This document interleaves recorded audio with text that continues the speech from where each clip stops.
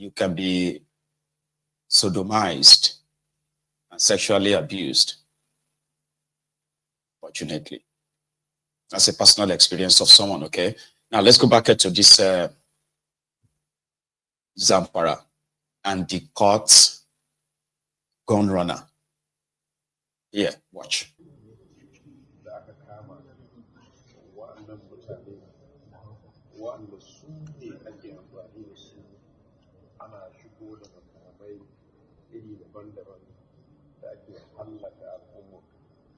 Alhamdulillah, da farko ina godiya ga Allah madaukakin sarki da ya nuna mana wannan rana.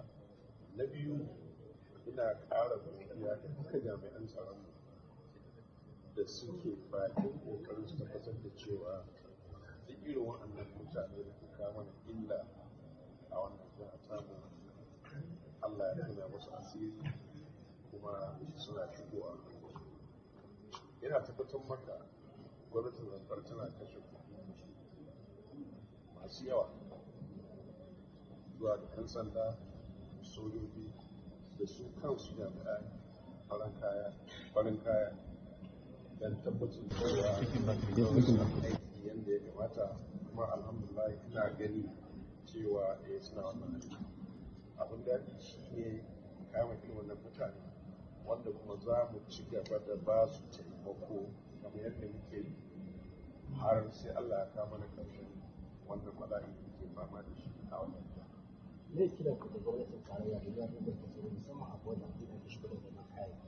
Abin da zan iya cewa kullum shine za mu ƙara roƙo yadda bodar mutum don yanzu ta ga wannan makamai tun daga wajen Nijar aka shigo da su, wanda jami'an DSS suna biye da su har lokacin da suka kawo wajen auren hamuda.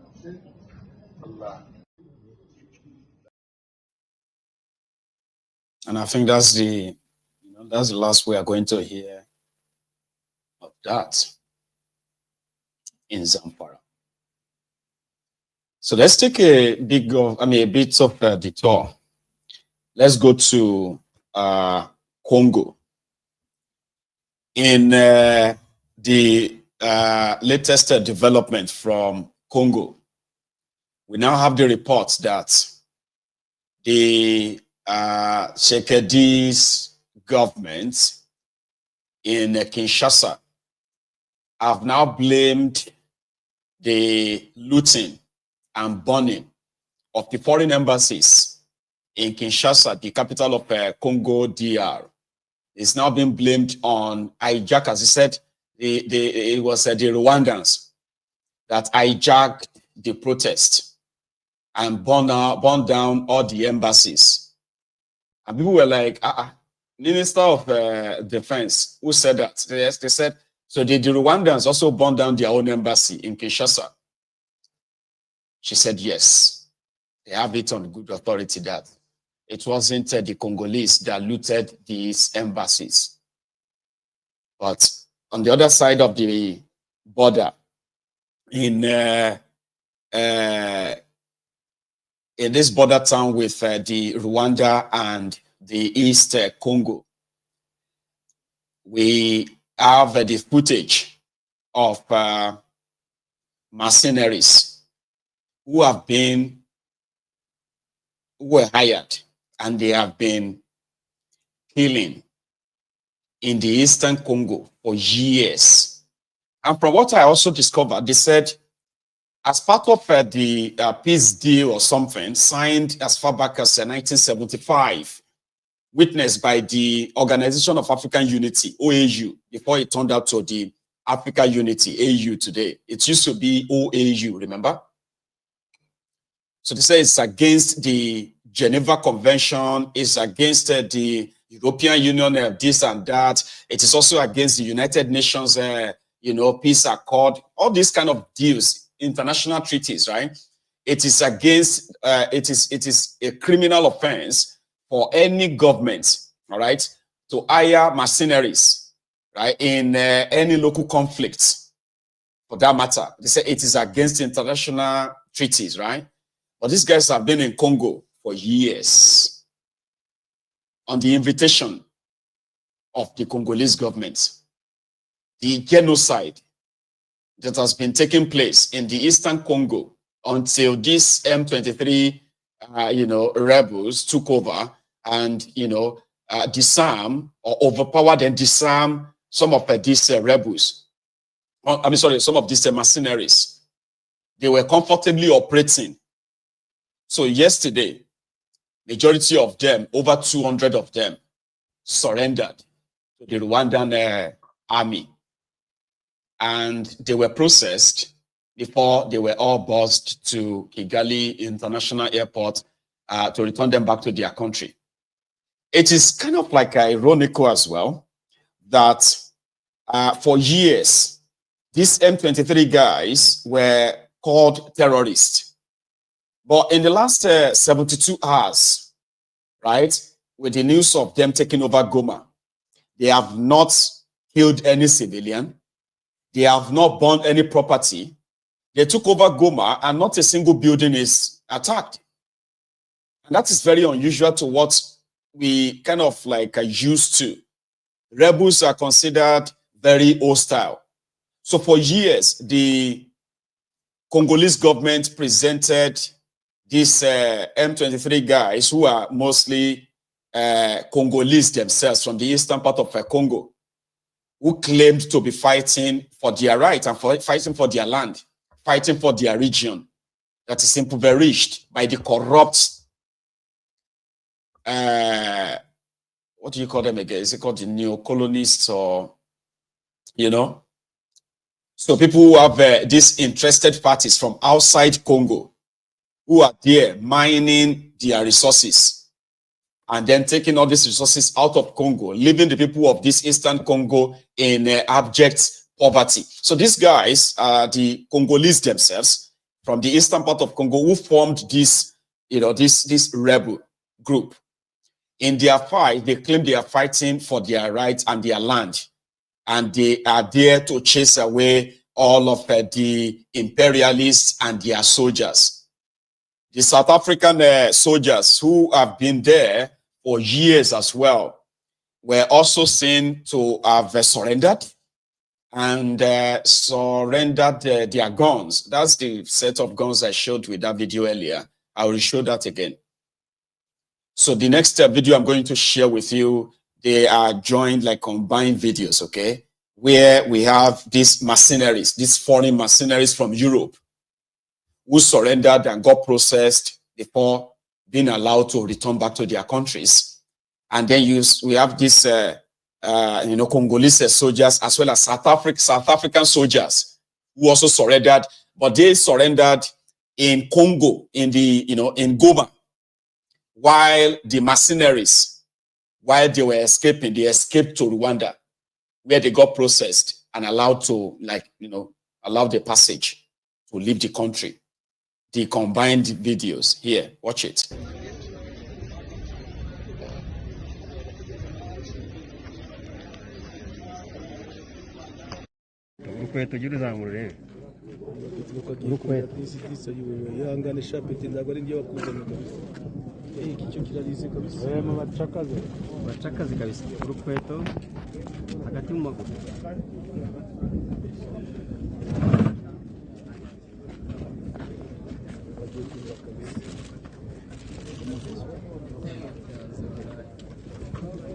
Zamfara no mu nkweto ariko mu nkweto turaza kumenya harimo ikiburi mutojyashira n'ibyo kiromurasha byo batadutwaye hariya nabyo twara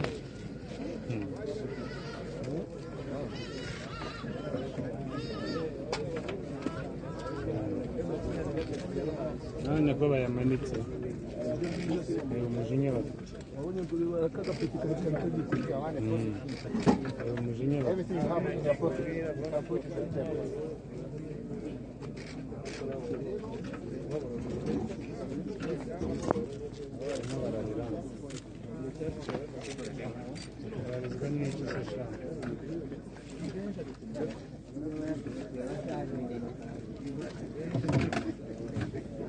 Shaka na music gisirikare shaka kuri muri nkweto ahubwo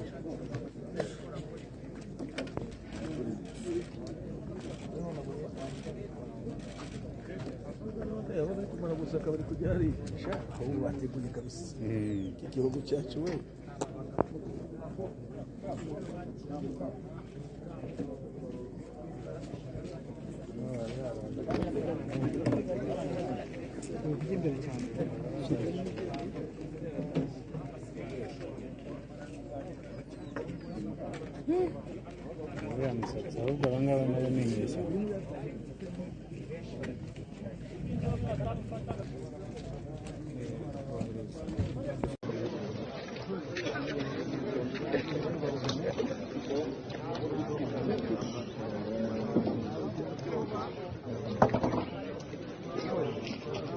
Les soldats les mieux payés du monde vont rentrer chez eux.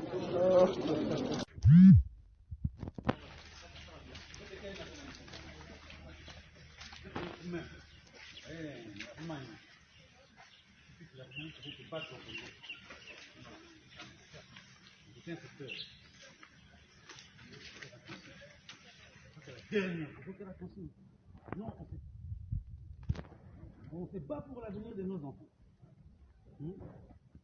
Nous avons un pays très riche, mais avec de l'idée stupide. Ils vous ont recruté, vous touchez $8,000 par mois. Vous mangez, mais un militaire congolais de FARDC touche moins de $100. Vous mangez 8 000 par mois. Quel secteur tu as fait gratuit? Tu as fait l'armée française? Tu as fait l'armée roumaine? Vous travaillez contre quelle agence?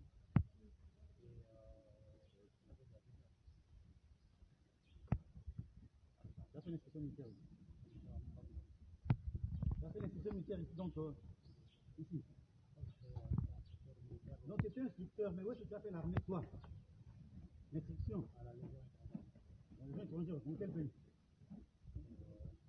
En France. Donc tu quittes là, tu as fait ça en France pour venir te battre contre nous. Alors on se bat pour l'avenir de nos enfants.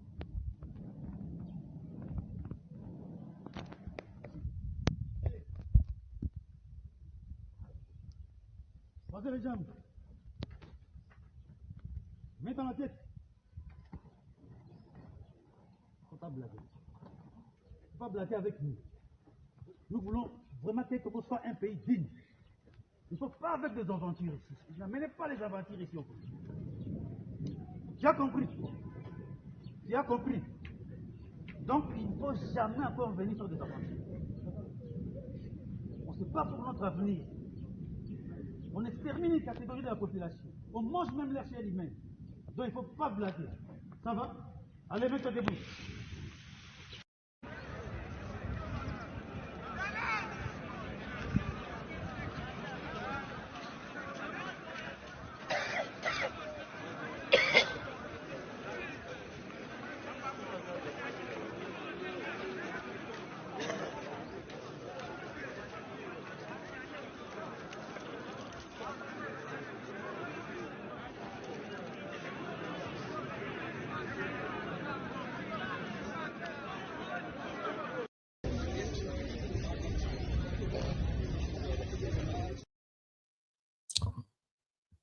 So yeah, for the South African soldiers and their Congolese counterparts, they all ended, they said while they were escaping from Goma, they were dropping their guns. So before the rebels came in, so the rebels packed all the guns, right? And that is the video of that. You know, like, forget about the propaganda that you may see out there, okay? Like, once the rebels approached and took over the airport and others were trying to escape, the fighters, right? They were dropping their guns on the street like that. They're like dropping their guns and running away. Others that approached the stadium, they approached the stadium with their hands on their head like this, without guns, because they left their guns somewhere else, like these ones.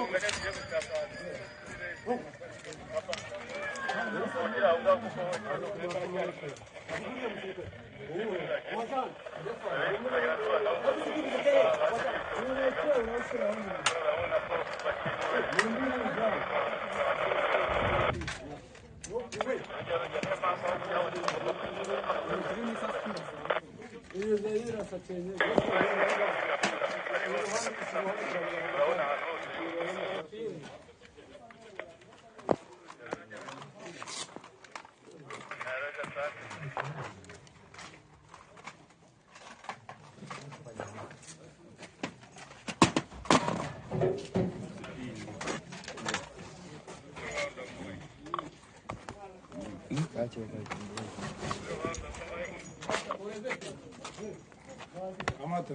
Niambie. Kamata. Geuka. No. Kamata.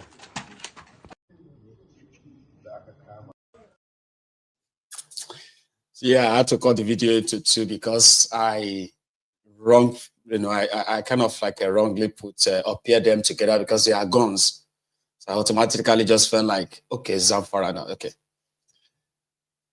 So those are the weapons that the fighters left as they all surrendered to the M23 rebels. Right now on social media, you see South Africans written in agony, in pains, like, how could they humiliate our soldiers like that? We need to attack Rwanda. We need to send fighter jets to Rwanda. Rwanda is just a small country. It's a small, go and try it. Go on. You know, they have been so, Paul Kagame has been kind of like so coordinated on this issue of Goma, right? And the way the whole thing turned out.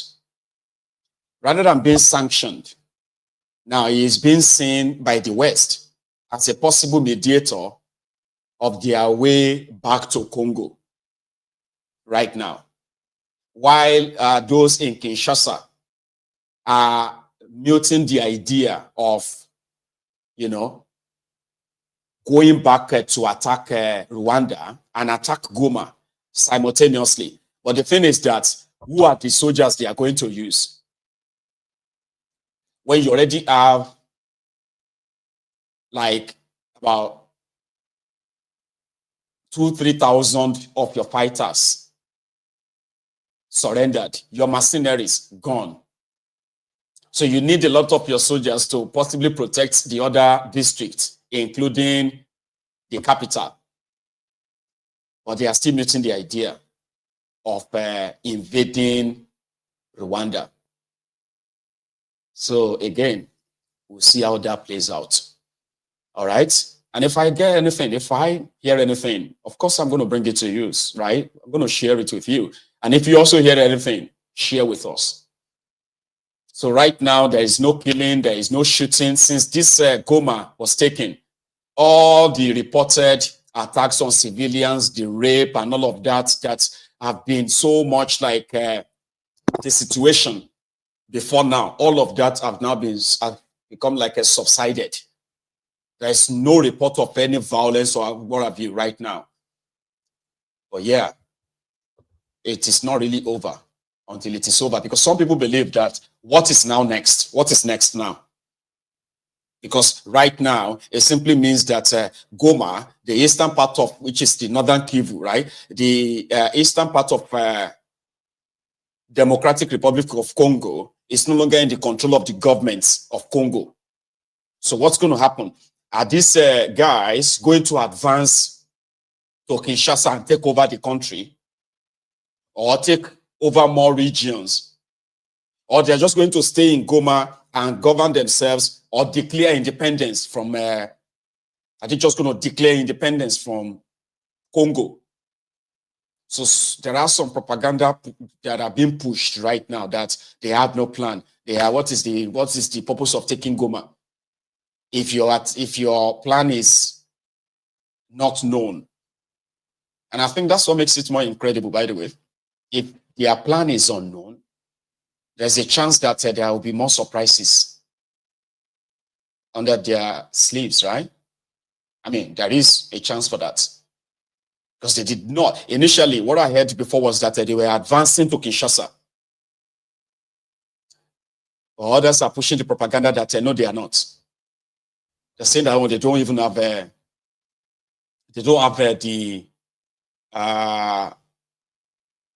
sort of the resources to do that. But what people don't understand about this kind of warfare is that